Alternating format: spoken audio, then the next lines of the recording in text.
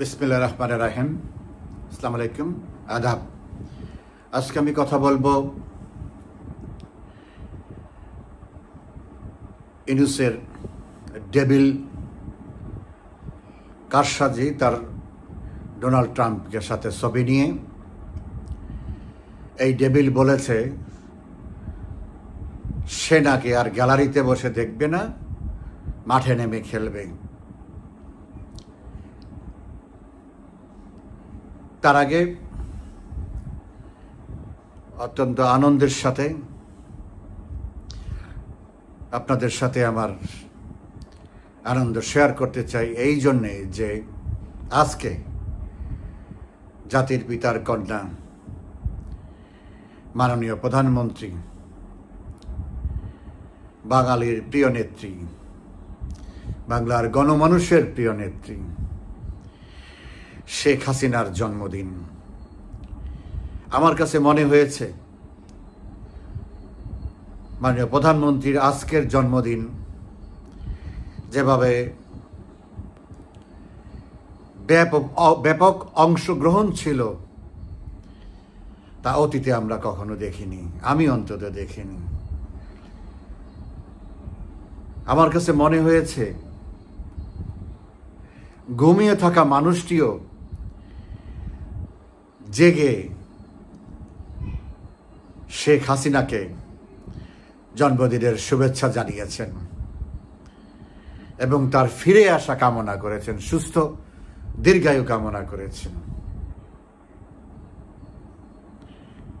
নিশ্চয়ই বাঙালির এই উচ্ছ্বাস, এই আগ্রহ, শেখ হাসিনার প্রতি এই সহানুভূতি, এই ভালোবাসায় যার পর নাই তৃপ্ত এবং আনন্দিত হয়েছেন আমাদের প্রিয় নেত্রী শেখ হাসিনা।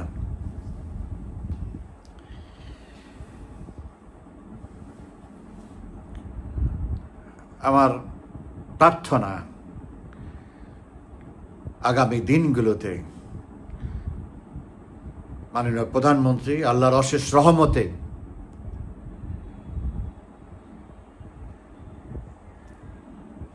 আল্লাহ হেফাজত করবেন তার স্বাস্থ্যকে, আল্লাহ তাকে দীর্ঘায়ু করবেন এবং আগামী 28শে সেপ্টেম্বর আমরা ভিন্ন এক উৎসব মুখর পরিবেশে পুরো জাতিকে নিয়ে আমরা উদযাপন করব ইনশাআল্লাহ।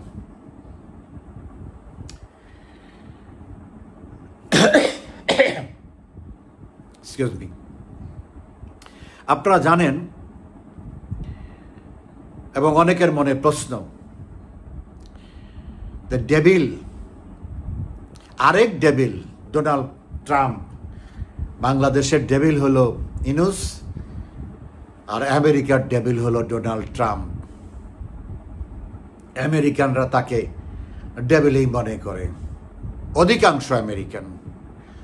আর আমি তাকে প্রথম থেকেই পাগলা রাজা বলি, যা মোটামুটি ইতিমধ্যে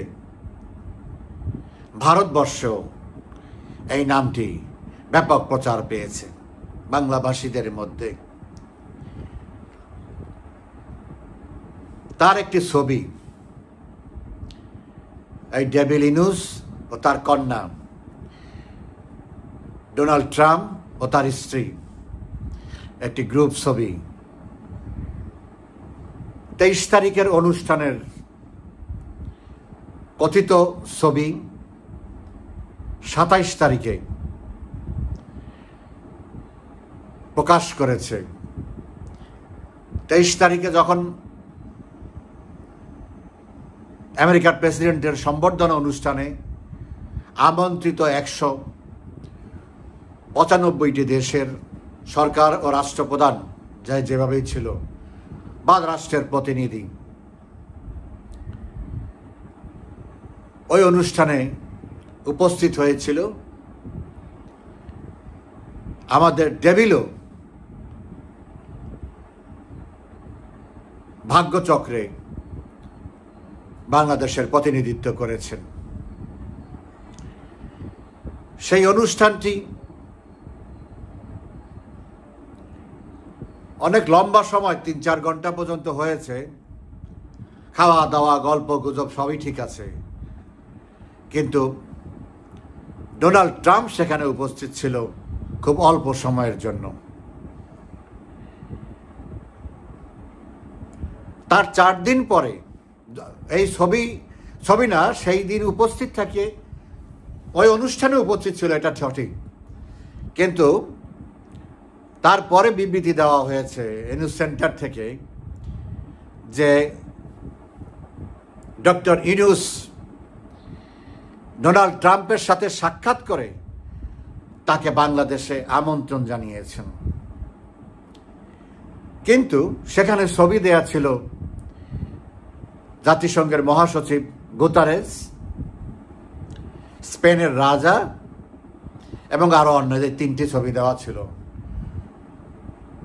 তো খুব স্বাভাবিকভাবেই আমি বাইডেন এবং কিং চার্লসের ওই ধাপ্পাবাজির কথা আমার মনে আছে, সাথে সাথে আমি প্রশ্ন তুলেছি, ডোনাল্ড ট্রাম্পের সাথে দেখা করা অবশ্যই একটা গুরুত্বপূর্ণ ইস্যু, তার ছবি কোথায়? যেহেতু ছবি দেয়নি তার মানে দেখা হয়নি। একথার পরে শোরগোল পড়ে গেল, সকলেই প্রশ্ন তুলল, এমনকি ইউনূসের পক্ষে কথা বলে যে সমস্ত সাংবাদিক, ইউটিউবার, তারাও প্রশ্ন তুলল, ছবি দিলে ভালো হতো, তা না হলে এটা বিশ্বাসযোগ্যতা থাকে না। 4 দিন পরে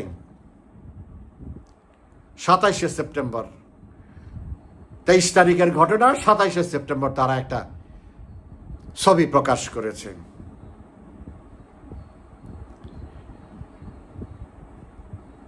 ছবি প্রকাশ করে বলা হয়েছে ওই ডাস্টবিন শফিক, যার কোন মানে গোয়েবেলসকেও, হিটলারের যে প্রচারমন্ত্রী ছিল গোয়েবেলসকেও সে হার মানিয়ে ফেলেছে বহু আগেই।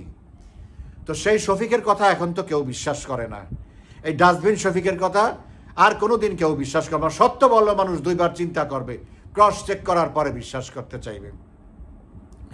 সেই ডাস্টবিন শফিক ব্যাখ্যা দিল, প্রথমে ব্যাখ্যা দিয়েছে জাতিসংঘ থেকে তারা ছবি পেয়েছে, পরে সেটা আবার ডিলিট করে পরে বলেছে হোয়াইট হাউস থেকে ছবি পেতে দেরি হয়েছে, তারা 4 দিন পরে ছবি দিয়েছে। তাদের কথাই, তাদের কার্যকলাপই নতুন করে সন্দেহের সৃষ্টি করেছে। এটা নিয়ে তোলপাড়, টেকনোলজি এখন এত উন্নত এবং এত ইজি টু গেট, যে কেউ না, এটার জন্য অনেক এক্সপার্ট আছে, নেগেটিভ এক্সপার্ট আছে, পজিটিভ এক্সপার্ট আছে। আমি যদি এই এআই দিয়ে চুরি করি বা ফটোশপ দিয়ে কোনো ক্যারিকেচার করতে যাই, এটাকে ধরার জন্য আবার তার চেয়ে বড় ডাক্তার আছে, বড় ইঞ্জিনিয়ার আছে। সো তাদের এই কাহিনী করার কারণে এটাকে তখন বহু লোকের ইনভেস্টিগেটিভ চর্চার মধ্যে চলে আসে, whether this is correct or not, or edited or manipulated. অনেক অভিজ্ঞ ব্যক্তি এআইয়ের উপরে, ফটোশপের উপরে, তারা এটাকে ফরেনসিক ইনভেস্টিগেশন করেছে। দেখা গেছে যে এটার অনেক কিছুর মিল নাই, ছবির সোর্স নাই। সবচেয়ে ইম্পর্টেন্ট জিনিস হলো আপনি যখন অফিসিয়ালি পাবেন ছবিটা, তখন ওই অফিসিয়ালের ওটা যদি অথেন্টিকেটেড বা অথেন্টিক সোর্স হয়, যেমন হোয়াইট হাউস অথেন্টিক সোর্স, জাতিসংঘ authentic source, state department authentic source, embassy authentic source, এগুলোর একটা সোর্স থাকে। কোত্থেকে এই ছবিটা আপলোড করা হয়েছে, সোর্সটাকে, ছবিটা তুলছে কে, কোন ক্যামেরা দিয়ে তুলছে, সেটারও আইডেন্টিফিকেশন ভেরিফাই করা যায়। সো এইসব অনেক টেকনোলজিক্যাল অ্যানালিসিসের পরে দেখা গেছে ছবিটার সঠিক নয়, ম্যানিপুলেটেড। এটার একটা দিক। আমি যেই প্রশ্নটা তুলেছি সেটা হচ্ছে হোয়াইট হাউস থেকে বলা হয়েছে 145 জন বিশেষ অতিথি, ওখানে তো রাষ্ট্রপ্রধান অথবা সরকারের প্রতিনিধি, এছাড়া তো আর কেউ না। তো 145 জন লাইনে দাঁড়িয়েছে ছবি তোলার জন্য।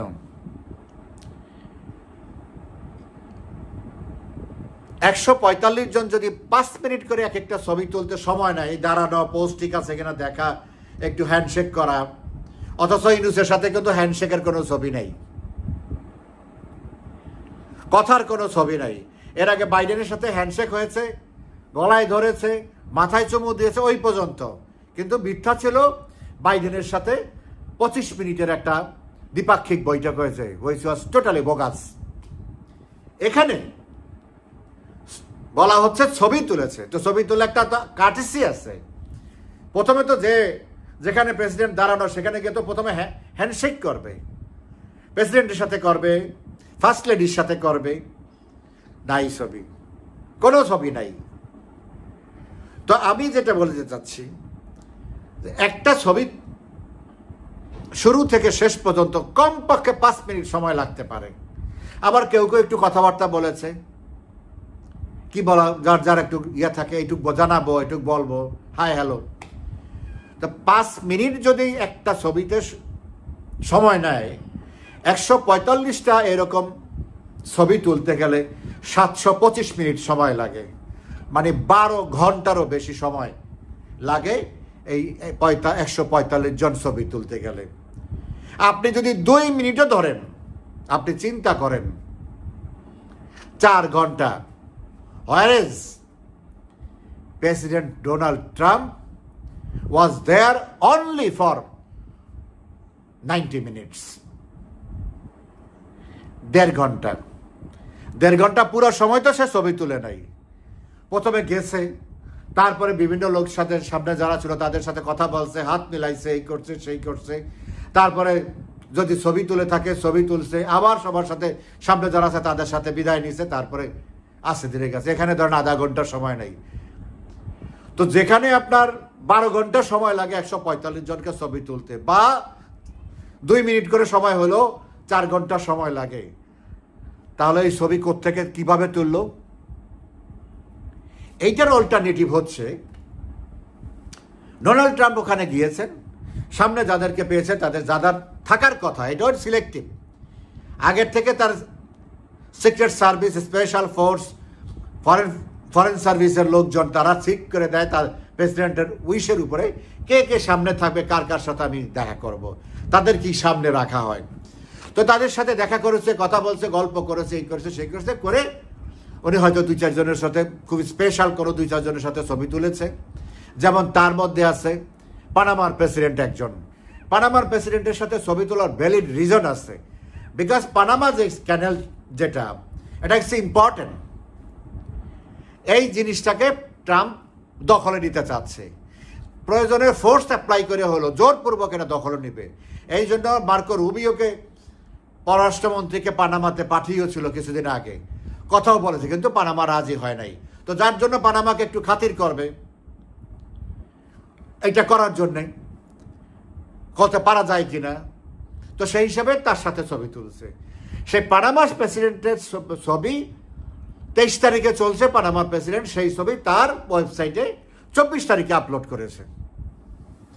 এখন ওনারা বলতেছে হোয়াইট হাউস থেকে 4 দিন পরে ওনাদেরকে ছবি দিছে। তো এইটা এখানে একটা ডিফারেন্স আছে।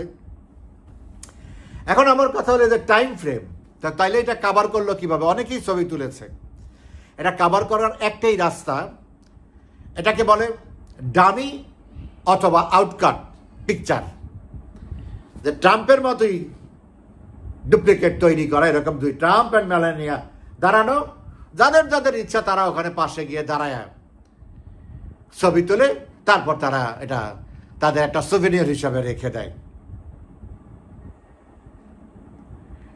সেজন্যই যতজনের সাথে ছবি এই পর্যন্ত আমরা চেক করে বের করেছি,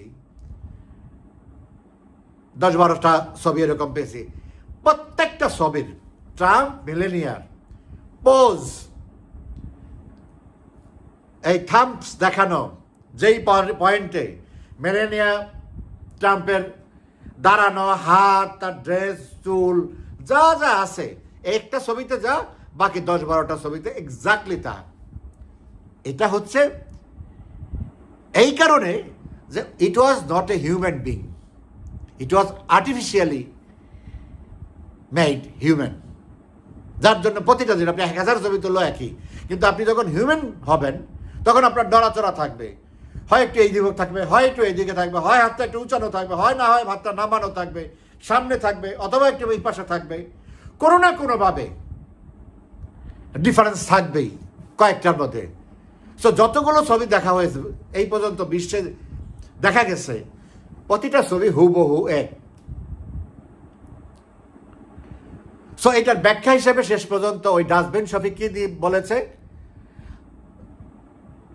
যারা বিশ্বাস করবেন না তারা আবুল, আর যারা বিশ্বাস করবেন তারা আবুল না। এই হলো তার উত্তর ওই ডাস্টবিন শফিকের।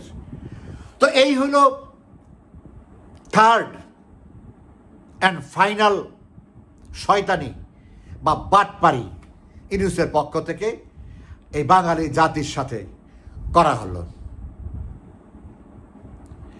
মিলিয়ন মিলিয়ন ডলার খরচ করো, কারণ লবিস্টকে আপনি যা দিবেন সেটা আর ফেরত পাবেন না, ওটা কন্ট্রাক্টের মধ্যেই আছে, নন রিফান্ডেবল। এমন না যে ঠিক আছে আমি আপনারা আরও বেশি দেব, আপনি করতে পারলেন না, পারলে আমার টাকা ফেরত দিয়েন, ওইসব ধান্দাবাজিতে এখানে কাজ হয় না।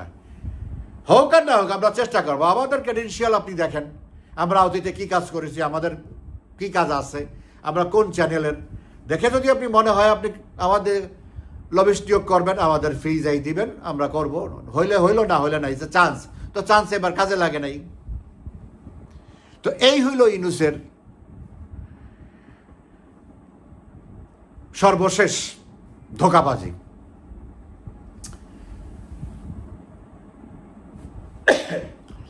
বাংলাদেশি কমিউনিটির সাথে মিটিং করেছে নিউ ইয়র্কে গতকালকে, সেখানে সে একটা কথা বলেছে, এটা খুব তাৎপর্যপূর্ণ মনে হয়েছে আমার কাছে, এই কারণে যে সে বলেছে আমরা এতদিন গ্যালারিতে বসে দেখেছি খেলা, এবার আমরা মাঠে নেমে খেলব। এই কথাটা অনেকাংশে সঠিক আমার অ্যানালাইসিসে, কারণ এই যে বিএনপি জামাতকে সাথে নিয়ে গেছে, এটা শুধু পিঠ বাঁচানো না, কারণ তাকে পিঠ বাঁচাইতে হইলে আওয়ামী লীগের অনেক বড় প্রোগ্রাম আছে, অনেক লম্বা প্রোগ্রাম আছে, এটা সবাই জানে, নাথিং সিক্রেট। কিন্তু এটাকে ঠেকাতে হলে এই আওয়ামী বিরোধী যে শক্তি আছে, বিএনপি জামাত এটসেট্রা, এদেরকে লাগবে। ইউনূস তাদেরকে নিয়ে গেছে বডিগার্ড হিসাবে, তারা ঢাল, কিন্তু বডিগার্ড তো ধরা খেয়ে বসে আছে। বডিগার্ড ডিম খেয়েছে, বডিগার্ড ঝাড়ি খেয়েছে, বডিগার্ড কুটুক্তি পেয়েছে, নানান রকমের হিউমিলিয়েশন পেয়েছে। এখন এইটা তো স্বাভাবিকভাবেই অন্যান্য দল যারা আছে তারা চাইবে যে এটা নিয়ে একটা বাদ প্রতিবাদ করার জন্যে, তাই হয়েছে। ইউনূসের উদ্দেশ্য হলো আওয়ামী লীগ বিএনপি জামাতকে মাঠে মুখোমুখি করা। আপনারা দেখেছেন যে ঘটনার 2 দিন পরেই ঢাকায় বিএনপির ক্যাডাররা, সন্ত্রাসীরা বিভিন্ন মোড়ে মোড়ে দাঁড়িয়ে আওয়ামী লীগের মিছিল ঠেকানোর চেষ্টা করেছে। এইভাবে তাদেরকে মাঠে নামিয়েছে ইউনূস। এর আগে যত চেষ্টা করেছে বিএনপির মাঠে নামে নাই ইউনূসের পক্ষে, উল্টা ইউনূসের বিরুদ্ধে সমালোচনা করেছে, কিন্তু এবার মাঠে নামিয়েছে। আর গতকালকে নিউ ইয়র্কে, পরশুদিন এই জাতিসংঘে যখন বক্তৃতা দেয় ইউনূস, তখন ব্যাপক আওয়ামী লীগের নেতা কর্মী সমর্থকরা বা মুক্তিযুদ্ধের পক্ষের লোকরা ইউনূসের বিরুদ্ধে ব্যাপক বিক্ষোভ করেছে। এই বিক্ষোভে অংশগ্রহণ করার জন্য একজন ব্যক্তি ভুলে, বিএনপির কিছু লোক ছিল সেখানে, মনে করছে না তাদের আওয়ামী লীগের অনুষ্ঠান, সেখানে ঢুকে গিয়েছে। তাকে তো চিনে তাকে সেখানে নাজেহাল করেছে। আর ছাত্রলীগের একটা ছেলে একটু ভুলক্রমে একটু ভিতরে ঢুকে গেছে, সেখানে বিএনপির এক বাস্তান তাকে গায়ে হাত দিছে, সেও দিছে, দস্তাদস্তি পুলিশ ছিল, পুলিশ দেখেছে কে অন্যায় করছে, বিএনপি তাকে শুয়ে পিছপড়া দিয়ে হাত করা দিয়ে নিয়ে গেছে, তাকে ছাড়ে নাই এখনো, কারণ সে রেড হ্যান্ডেড, কোনো সাক্ষী প্রমাণের দরকার নাই, পুলিশ দেমসেলফ আর উইটনেস। সো এখন আপনার এই ঘটনাগুলি কি দাঁড়াইলো? এই ঘটনাগুলি হলো ওই যে ইউনূস বলল তারপরের দিন গতকালকে যে আমরা এখন মাঠে খেলবো, ওর তো উদ্দেশ্য হলো এখন মাঠে এদেরকে লাগিয়ে দেওয়া, বা সে মোটামুটি এক আনন্দে থাকবে।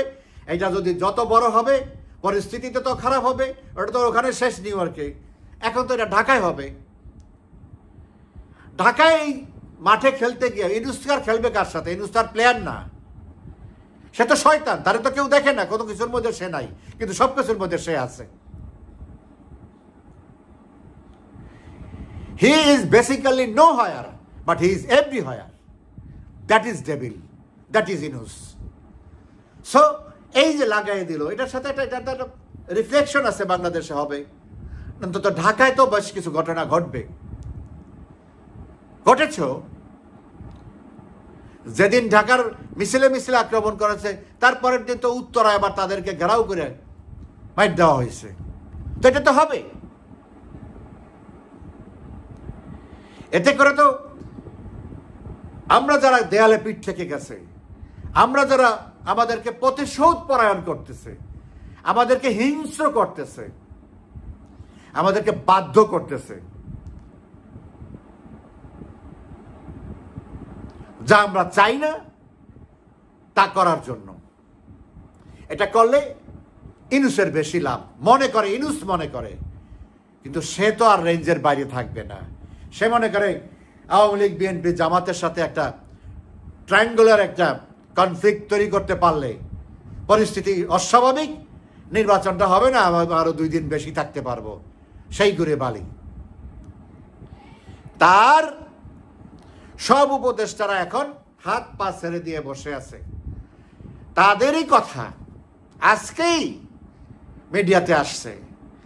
এক উপদেষ্টা, নাবালক উপদেষ্টা, দাড়িওয়ালা নাবালক মাহফুজ, সে গত 2 মাস পর্যন্ত